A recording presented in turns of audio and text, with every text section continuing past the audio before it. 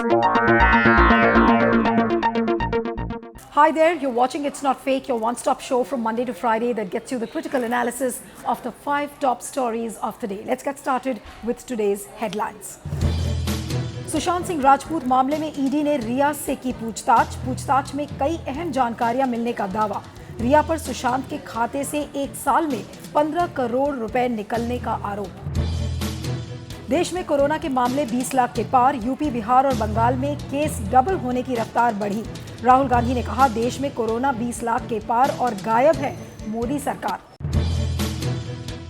देश की नई शिक्षा नीति पर बोले प्रधानमंत्री नरेंद्र मोदी, कहा ये सिर्फ सर्कुलर नहीं, नया भारत तैयार करने की है नींव।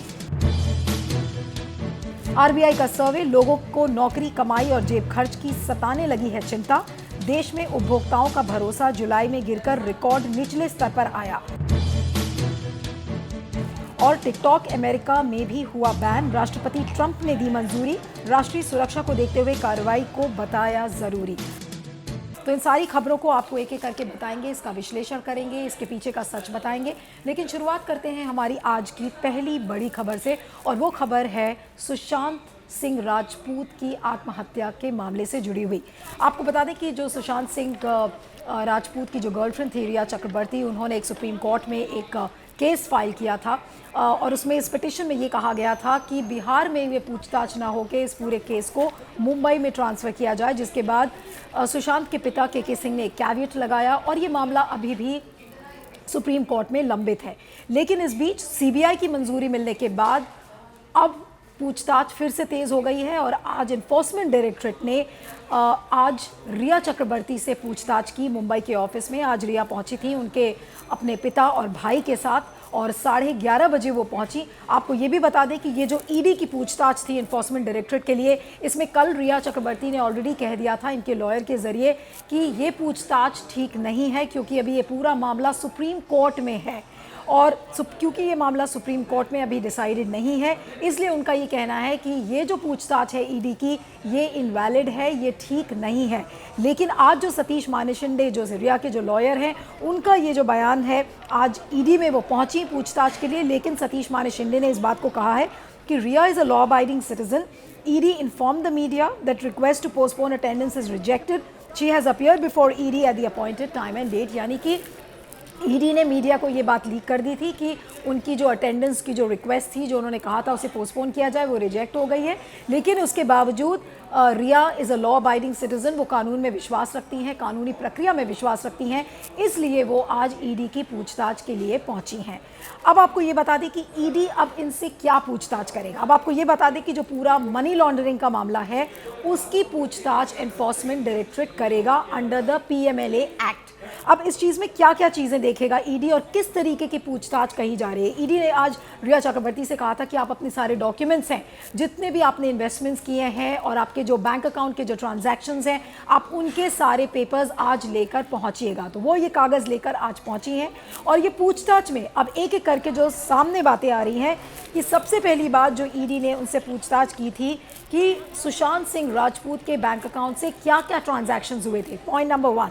दूसरा ये कि सुशांत सिंह की जो इनकम थी, क्या उसमें मनी साइफन ऑफ हुआ था, यानी कि उसको हेरा फेरी के ज़रिए क्या एक अकाउंट से दूसरे अकाउंट में लेकर गया और क्या उस पैसे से इलीगल एसेट्स बनाए गए हैं। तो ये तीनों चीज़ों की जो पूछताछ है वो इस समय एनफोर्समेंट डायरेक्टरेट कर रहा है। लेकिन आपको ये भी बता दें कि ऑलरेडी एनफोर्समेंट डायरेक्टरेट जो सुशांत सिंह राजपूत के सीए हैं और रिया के जो सीए हैं रितेश शाह और सुशांत सिंह राजपूत के जो सीए हैं संदीप श्रीधर, उनसे ऑलरेडी इस बात की पूछताछ हो चुकी है। अब इस पूरे मामले की जो सुनवाई है कि इस केस को ट्रांसफ़र करना चाहिए या नहीं करना चाहिए, वो भी सुप्रीम कोर्ट में निलंबित है। लेकिन इस पूरे मामले में अगर आप टोटालिटी में देखें तो इसमें बहुत सारी कॉन्स्टिट्यूशनल इम्प्रॉपराइटी नज़र आती है।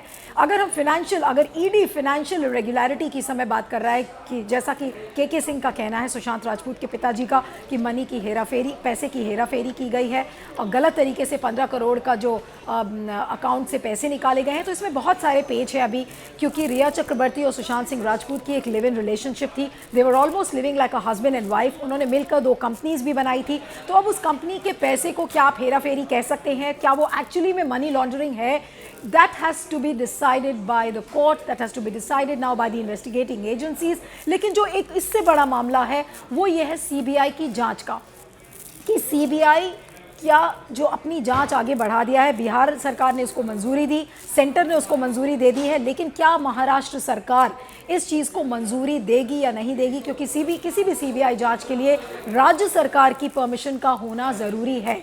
और अगर इस परमिशन के बिना ये सीबीआई जांच आगे बढ़ती है और जिस तरीके से खबरें आ रही हैं, तो definitely it's targeting the federal structure of the constitution. बार बार जो एक संघीय ढांचे पर जो एक प्रहार की जो बातें आ रही हैं वो इस बात को दर्शाती हैं। तो अब इस पूरा मामला बहुत ही पेचीदा हो गया है, रोज़ इसमें नए नए ट्विस्ट एंड टर्न्स आ रहे हैं। लेकिन फिलहाल ईडी ने जो पूछताछ शुरू की है, साथ में एक पैरेलल इन्वेस्टिगेटिंग एजेंसी है जो सीबीआई, वो भी इसकी जांच करेगी। लेकिन अब मुंबई सरकार का और मुंबई पुलिस का इस पर क्या रुख होता है वो देखना होगा। लेकिन फिलहाल बिहार चुनाव के पहले जिस तरीके के रंग ये केस रोज रोज बदल रहा है, इससे ये साफ झलक रहा है कि जिस तरह से एनडीए और बीजेपी इस समय सुशांत सिंह राजपूत के परिवार के साथ खड़े हैं, it goes to show that Bihar का जो पॉपुलर सेंटिमेंट है और उस पर इस समय पार्टीज बिल्कुल अपने को केंद्र जो इश्यूज़ का आधार है वो उसको बना रही हैं। रियल इश्यूज़ ऐसा लगता है विपक्षी पार्टीज़ और जो सत्तारूढ़ दल है वो उसको भूल चुके हैं और सुशांत राजपूत ही इस समय उनके लिए सबसे बड़ा मुद्दा है। इस पर आपका क्या सोचना है, ज़रूर फीडबैक दीजिएगा। मैं दूसरी खबर की ओर चलती हूँ। हमारी दूसरी खबर कोरोना अपडेट को लेकर है। जी हाँ, बहुत ही चौंकाने वाले जो आंकड़े हैं वो सामने आ रहे हैं कि जिस रफ्तार से, जिस तेज़ी से कोरोना का संक्रमण भारत में बढ़ रहा है, तो अब भारत तीसरे नंबर पर आ गया है और ऐसा लगता है कि 1 महीने में ब्राज़ील को भी भारत पीछे छोड़ देगा। पिछले अगर 24 घंटे की मैं बात करूं तो 62,000 से ज़्यादा संक्रमण के केसेस सामने आए हैं और ये जो आंकड़ा है 15 लाख से जो 20 लाख की जो जर्नी है, जो 2 मिलियन की जो जर्नी इस समय कोरोना संक्रमण ने तय की है, वो महज 9 दिन में तय की है। तो इससे आप अंदाज़ा लगा सकते हैं कि जो संक्रमण का जो रफ्तार है वो कितनी तेज़ी से बढ़ रही है। थोड़े दिन पहले मैंने आपको बताया था कि अमेरिका से 2.5 गुना ज़्यादा जो सर्वेज हुए थे उसमें 2.5 गुना ज़्यादा भारत में इस संक्रमण के बढ़ने की रफ्तार बताई जा रही है। लेकिन सबसे चौंकाने वाला जो है वो हेल्थ मिनिस्ट्री का स्टेटमेंट है। संक्रमण कितनी तेज़ी से बढ़ रहा है इसको लेकर कोई सरकार के पास जवाब नहीं है, लेकिन सरकार 2 चीज़ों पर अपनी पीठ लगातार थपथपा रही है। उनका पहला ये कहना है कि जो पॉजिटिविटी रेट है वो बहुत ज़्यादा बढ़ रहा है, not the positivity rate, the recovery rate बहुत ज़्यादा तेज़ी से बढ़ रहा है जो कि 60% से ज़्यादा है। और दूसरी बात जिस पर वो अपनी पीठ थपथपा रही है वो ये कह रही है कि फेटालिटी रेट बहुत कम है, 2.04%, यानी कि मरने वालों की जो संख्या है परसेंटेज में अगर आप देखें तो वो बहुत कम है ग्लोबल एवरेज को देखते हुए। तो इन दोनों चीज़ों पर सरकार अपनी पीठ थपथपा रही है। लेकिन आज सवाल ये उठता है कि सरकार की अगर आप कम्युनिकेशन स्ट्रैटेजी देखें कोविड-19 को लेकर तो वो एक टोटल फेलियर नज़र आती है। पहले जिस तरीके की रोज़ ब्रीफिंग्स होती थी स्वास्थ्य मंत्रालय से, लव अग्रवाल अक्सर रोज़ बैठकर और ब्रीफ करते थे मीडिया को, तो आजकल वो जो प्रेस ब्रीफिंग्स हैं वो बिल्कुल नदारद हैं, वो गायब हैं। इक्का दुक्का स्टेटमेंट सरकार की तरफ से आते हैं। जो रिपोर्टर्स ये सवाल करते थे कि has the curve been flattened, वो सवाल जर्नलिज्म की जो डिक्शनरी है ऐसा लग रहा है मेन स्ट्रीम चैनल्स की, उससे वो गायब हो चुका है। इस समय ना रिपोर्टर ये सवाल उठा रहे हैं, ना कोई एंकर ये सवाल उठाता है कि has the curve been flattened. इसका जवाब ना सरकार के पास है और मेन स्ट्रीम मीडिया के जो जितने भी एंकर्स और रिपोर्टर्स हैं ये सवाल उन्होंने पूछना छोड़ दिया है, क्योंकि सरकार का जवाब ये है कि हमारा रिकवरी रेट बढ़ रहा है, हमारा फेटालिटी रेट बहुत कम है ग्लोबल एवरेज के तहत। लेकिन अगर सरकार से आप इस बात को पूछने के लिए तत्पर हैं कि ये जो संक्रमण है इसका जो रेट है ये क्यों इतना बढ़ रहा है, इतना स्ट्रिंजेंट लॉकडाउन होने के बाद भी अगर संक्रमण की जो रफ्तार है इतनी तेज़ी से है, तो क्या सरकार की जो रणनीति है वो कहीं ना कहीं विफल नहीं हुई है? इस बात को मेन स्ट्रीम मीडिया भी नहीं उठा रहा है और सरकार तो इस पर बिल्कुल चुप्पी साध चुका है। रही बात WHO की, आज WHO के जो डायरेक्टर हैं एडेनॉम घेब्रेयेसस, उनका ये कहना था कि इस समय वैक्सीन नेशनलिज्म बहुत ज़्यादा चलन में है। किसी भी आप देश को उठा लो, एक वैक्सीन को लेकर जो राष्ट्रीयता नज़र आ रही है और एक राष्ट्रवाद जो वैक्सीन के इर्द गिर्द है वो पूरे विश्व के लिए अच्छा नहीं है, क्योंकि जिस तरीके से संक्रमण बढ़ रहा है, अगर हर देश अपनी ही रिसर्च, अपनी ही वैक्सीन ट्रायल्स की बात करता रहेगा तो पूरे विश्व में जिस तरह से संक्रमण बढ़ रहा है उसको हम कैसे टैकल करेंगे। लेकिन उतना ही कंफ्यूजिंग WHO का भी भी स्टेटमेंट होता है। अभी थोड़े दिन पहले WHO के डायरेक्टर ने कहा था कि there is no silver bullet for कोविड-19 and he doesn't see a silver bullet at all in the coming future. तो WHO की तरफ से भी बहुत कॉन्फ्लिक्टिंग स्टेटमेंट्स आते हैं। एक तरफ वो ऐलान करता है, दूसरी तरफ ये कहता है कि नहीं, सबको एकजुट होकर रहना चाहिए। लेकिन जो प्रोटेक्शनिज्म की पॉलिसी है, जो वैक्सीन नेशनलिज्म की जिसकी वो बात WHO के डायरेक्टर कह रहे हैं, उस पर शायद इस समय सोचने को आदमी मजबूर हो जाएगा, क्योंकि हर देश अपनी अपनी रिसर्च कर रहा है। तो पहले देश अपने लोगों को बचाएगा, फिर दूसरे देशों की बातें सोच सकता है। तो इन सारी खबरों के बीच में जो एक स्थिति है वो बहुत भयावह है और सरकार की जो रणनीति है वो बिल्कुल क्लियर नहीं है। क्या कम्युनिटी ट्रांसमिशन शुरू हो गया है, क्या हर्ड इम्यूनिटी की तरफ हम बढ़ रहे हैं, इन सारी चीज़ों पर आप देख लीजिए सरकार का कोई भी पक्षदार सामने नहीं आकर बोल रहा है। क्या वो स्वास्थ्य मंत्री हो, क्या वो स्वास्थ्य मंत्रालय की जो ब्यूरोक्रेसी है, वो सब एकदम चुप बैठे हैं। क्या करना है किसी को कुछ नहीं पता है। इस पर आपका क्या फीडबैक है ज़रूर बताइएगा। मैं तीसरी खबर की ओर चलती हूँ। हमारी तीसरी खबर नई शिक्षा नीति को लेकर है। आज प्रधानमंत्री नरेंद्र मोदी ने अपना पहला स्टेटमेंट दिया है नेशनल एजुकेशन पॉलिसी के ऊपर। अब आपको बता दें कि वो एक कॉन्क्लेव था on transformational reforms in higher education, जिसे HRD मंत्रालय और UGC ने ऑर्गेनाइज किया था। और उस कॉन्क्लेव में प्रधानमंत्री नरेंद्र मोदी वीडियो कॉन्फ्रेंसिंग के जरिए उन्होंने बात की थी और उस कुछ अहम बातें नरेंद्र मोदी ने रखी हैं, जिससे कि ये साफ हो जाएगा कि जो मेन ऑब्जेक्टिव है नेशनल एजुकेशन पॉलिसी का वो क्या है और उसमें चुनौतियां भी क्या हैं। कुछ हाइलाइट्स मैं आपको बताती हूँ कि नरेंद्र मोदी ने क्या कहा है इस नेशनल एजुकेशन पॉलिसी के बारे में। उन्होंने कहा है कि जो सबसे पहला एंड गोल है नेशनल एजुकेशन पॉलिसी का वो ये है कि जो आपकी प्रेजेंट जनरेशन है उसको फ्यूचर रेडी करना, यानी कि भविष्य के लिए तैयार करना, सबसे पहला ये गोल है। अभी तक उन्होंने कहा था कि जो हमारी सोच थी वो सोच ऐसी थी कि वो इस चीज़ पर फोकस करती थी व्हाट टू थिंक, यानी कि आप क्या सोचें। लेकिन अब जो नई एजुकेशन पॉलिसी है, जो नई शिक्षा नीति है, वो आपको ये बताएगी कि आप कैसे सोचें। So what to think now shifts to how to think. उसमें इनोवेशन की उन्होंने बात कही। उन्होंने कहा कि inquiry based, discussion based, practical application based, यानी कि थियोरी को अगर आप हटा दीजिए तो प्रैक्टिकल नॉलेज लेकर नई शिक्षा नीति आगे बढ़ेगी और एम्प्लॉयमेंट के उसमें ज़्यादा अवसर मिलेंगे। उन्होंने कहा कि ऐसे भी अवसर होंगे कि स्किलिंग और रीस्किलिंग लगातार चलती रहे। नई एजुकेशन पॉलिसी ऐसी होगी कि कोई भी जो फ्यूचर जनरेशन के लिए रेडी होता है वो एक ही प्रोफेशन में जाकर ना अटक जाए। इस तरीके की उन्होंने बातें कही हैं। उन्होंने आज ये भी कहा कि नई एजुकेशन पॉलिसी की जो डेलिब्रेशंस थे, उस पर जो पूरा जो सलाह और मशवरा चला वो 6 साल लंबा चला और आज 6 साल के बाद कोई इस बात को नहीं कह रहा है कि उसमें किसी तरीके का भेदभाव है या किसी तरीके की बायस है। इस बात को नरेंद्र मोदी ने कहा है। लेकिन जो पूरी उनकी स्पीच का सार था वो एक लाइन में आकर अटकता है। उन्होंने ये भी कहा, आपको ये साथ में बता दें, उन्होंने कहा कि जो नई शिक्षा नीति है वो क्यूरियोसिटी को प्रमोट करती है, आपका जो इमेजिनेशन है उसको एनहांस करेगी। और उन्होंने कहा कि एक जो रैट रेस हम देख रहे थे, एक जो रट्टू तोता वाली जो एक पॉलिसी थी, उस तरीके का जो करिकुलम है हम उसको ख़त्म करेंगे। लेकिन साथ में उन्होंने जो एक लाइन कही, उन्होंने कहा कि हमारे पास पॉलिटिकल विल है। For the political will I am there but the entire stake holding community has to come together, यानी कि देश के हर सदस्य को, हर नागरिक को, हर स्टेक होल्डर को अपना एक कंट्रीब्यूशन देना होगा। कहने का मतलब ये है कि national education policy is a 10-year policy, 10 साल लंबी ये पॉलिसी चलेगी। इसको कई फेजेस में इंप्लीमेंट किया जाएगा। और अगर आप ये कह रहे हैं कि एक सिल्वर बुलेट है कि नेशनल एजुकेशन पॉलिसी का अनाउंसमेंट हो चुका है और उसको तुरंत इंप्लीमेंट किया जाएगा, तो ऐसा नहीं है। अब ये नई एजुकेशन पॉलिसी, इसको राज्य कैसे इंप्लीमेंट करते हैं उस पर बहुत सारी चीज़ें निर्भर होंगी।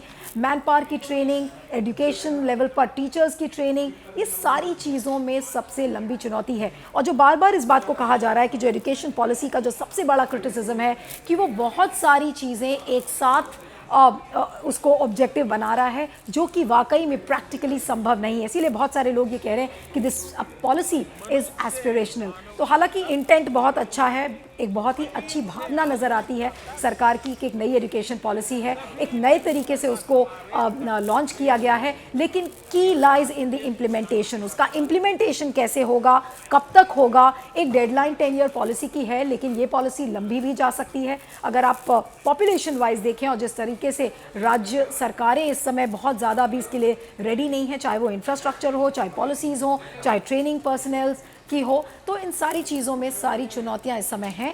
अब देखना ये होगा, it is very well intentioned but the key to the success lies in the implementation. इस पर आपका क्या सोचना है, ज़रूर फीडबैक दीजिएगा। मैं अगली खबर की ओर चलती हूँ।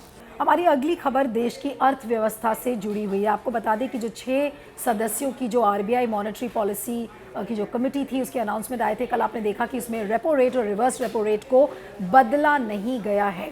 अब आपको ये भी बता दें कि आरबीआई ने एक सर्वे किया 13 शहरों में और 5000 परिवारों तक इस सर्वे को किया गया, जिसमें ये पाया गया कि जो उपभोक्ताओं का जो भरोसा है, उनका कॉन्फिडेंस लेवल है, वो बिल्कुल निचले स्तर पर था।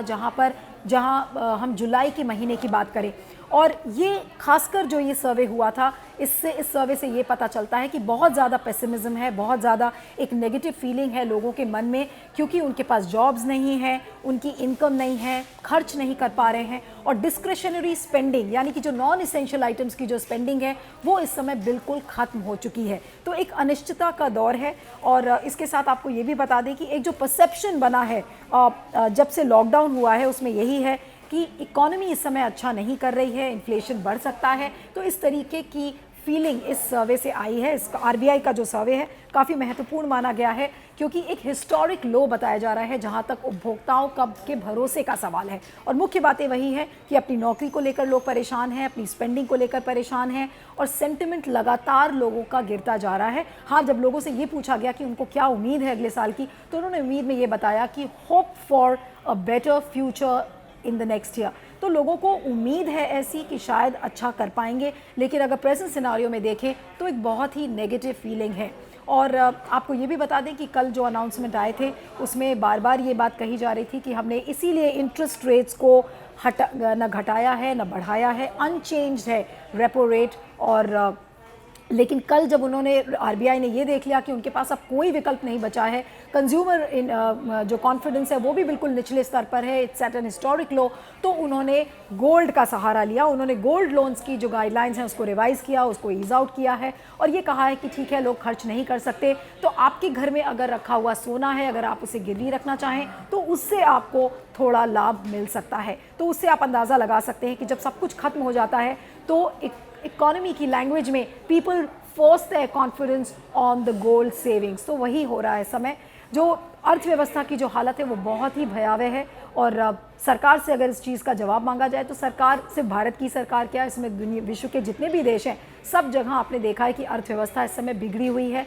लॉकडाउन के चलते सबका काम ठप पड़ा हुआ है। किसी भी सेक्टर को आप उठा के देख लें तो एक नेगेटिव माहौल बनता है। अब इस कंज्यूमर कॉन्फिडेंस को कैसे रिस्टोर किया जाएगा, इसी की सबसे बड़ी चुनौती है। अब बहुत सारे रिफॉर्म्स को अनाउंस किया है मोदी सरकार ने, लेकिन वो ज़्यादातर जो रिफॉर्म्स हैं वो लॉन्ग टर्म और मिड टर्म हैं। लेकिन इमीडिएट रिलीफ के लिए लोगों को कैसे राहत मिलेगी, उसको लेकर अभी सरकार के पास कोई जवाब नहीं है। बार बार सारे एक्सपर्ट्स इस बात को कह रहे हैं कि आप लोगों के हाथ में कैश क्यों नहीं डाल रहे हैं। लोग अमेरिका का एग्जाम्पल दे रहे हैं कि लॉकडाउन के बाद भी लोग वापस काम पर आए हैं क्योंकि उनको एक स्टिपुलेटेड कैश अमाउंट दिया गया था। तो भारत ऐसा क्यों नहीं कर पा रहा है, जबकि भारत के पास ऐसा बहुत सा फिस्कल स्टिमुलस है जिसके ज़रिए वो कैश लोगों को दे सकते हैं, लेकिन सरकार ने ऐसा अभी तक नहीं किया है। क्यों नहीं किया है, ये सिर्फ सरकार से ही कौन पूछेगा, ये भी बात है। सरकार क्या इसका जवाब देगी या नहीं देगी, इस पर आपका क्या फीडबैक है, ज़रूर बताइएगा। मैं अगली खबर की ओर चलती हूँ।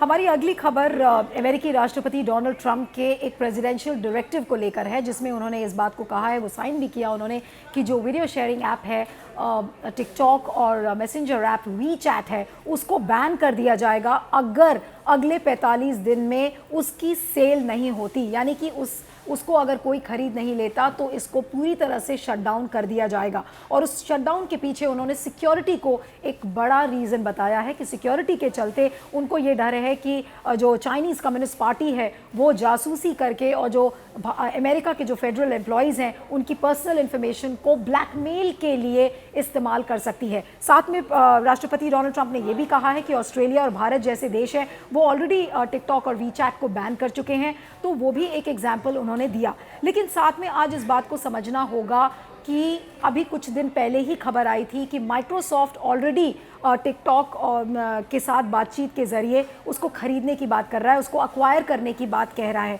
तो ये जो 45 दिन का जो डेडलाइन है प्रेसिडेंशियल ऑर्डर के ज़रिए आया है, तो ये क्या है? जो कल डोनाल्ड ट्रंप का ये कहना है कि जो भारत और ऑस्ट्रेलिया जैसे देश हैं उन्होंने टिकटॉक को बैन कर दिया है और इस समय अब अगर 45 दिन का जो एक डेडलाइन है तो वो ये जो स्टेटमेंट इनका आ रहा है is just putting pressure on the sale. तो आपको ये समझना होगा कि जब 45 दिन में अगर माइक्रोसॉफ्ट की बातचीत टिकटॉक से हो रही है और उसको इस 45 दिनों में अक्वायर कर लेता है तो ट्रंप की इस पॉलिटिकल मैसेजिंग का बहुत ज़्यादा महत्व नहीं है। बस एक तरीके से अगर ये देखना होगा कि it's putting pressure on a potential sale. इस डायरेक्टिव में ये भी कहा गया है कि जो इस सेल से जो एक सिग्निफिकेंट अमाउंट ऑफ मनी है वो अमेरिकन ट्रेजरी बेंचेस को जाना चाहिए, यानी कि अमेरिकी सरकार के खाते में जाना चाहिए। इस चीज़ को भी उन्होंने कहा है और सितंबर 15 की डेडलाइन रखी है कि अगर TikTok will not find a buyer, यानी कि टिकटॉक को अगर कोई बायर 15 सितंबर तक नहीं मिलेगा तो वो उसको शट डाउन कर देंगे कंप्लीटली। और जैसा मैंने आपको बताया कि इस डील से जो एक सिग्निफिकेंट अमाउंट ऑफ मनी है वो अमेरिकी सरकार के पास जाना चाहिए। तो एक पॉलिटिकल मैसेजिंग है वो लगातार ट्रंप कर रहे हैं। साथ में वो ये भी बता रहे हैं कि इस समय भारत के साथ है वो चाइना को कॉर्नर करने में, क्योंकि एक डिप्लोमेटिक एंड गेम चल रहा है। अगर आप देखें कि चाइना अपने एंड से गूगल और फेसबुक जैसी जो वेबसाइट्स हैं वहाँ चाइना में नहीं चलती हैं। चाइना ने अपना खुद का अलीबाबा होल्डिंग जो टेंसेंट होल्डिंग का जो एक प्लेटफॉर्म है वो उन्होंने खड़ा कर लिया। और जब से प्रेसिडेंट का ये डायरेक्टिव आया है कि वो वीचैट को और टिकटॉक को बैन कर देंगे तो जो टेंसेंट होल्डिंग की जो शेयर्स हैं वो बुरी तरह से इस समय जो उनका जो मार्केट प्लेटफॉर्म है उस पर वो पिट चुके हैं। तो बुरी तरह से उनके शेयर्स टेंसेंट होल्डिंग के गिरे हैं। लेकिन जो प्रेसिडेंशियल ऑर्डर है उसकी पॉलिटिकल मैसेजिंग अगर आप देखें तो पॉलिटिकल मैसेजिंग ये 45 दिन का जो डेडलाइन है सिर्फ इतनी पॉलिटिकल मैसेजिंग है कि it's putting a pressure on the sale, कि किसी तरीके से 45 दिन में टिकटॉक को एक बायर मिलेगा तो उसका पैसा अमेरिकी खाते में जाएगा और साथ में ही चाइना को ये दिखाया जाएगा कि चाइना की कोई जगह इस समय अमेरिका में नहीं है।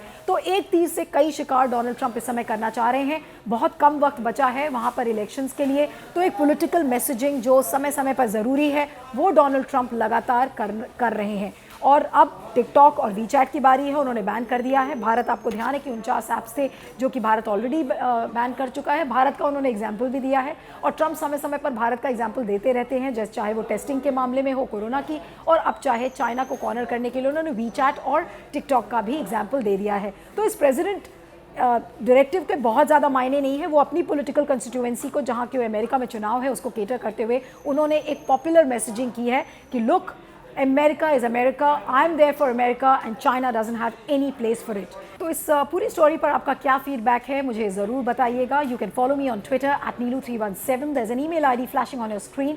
You can send us your feedback and suggest whether or not you liked It's Not Fake। Thanks for watching।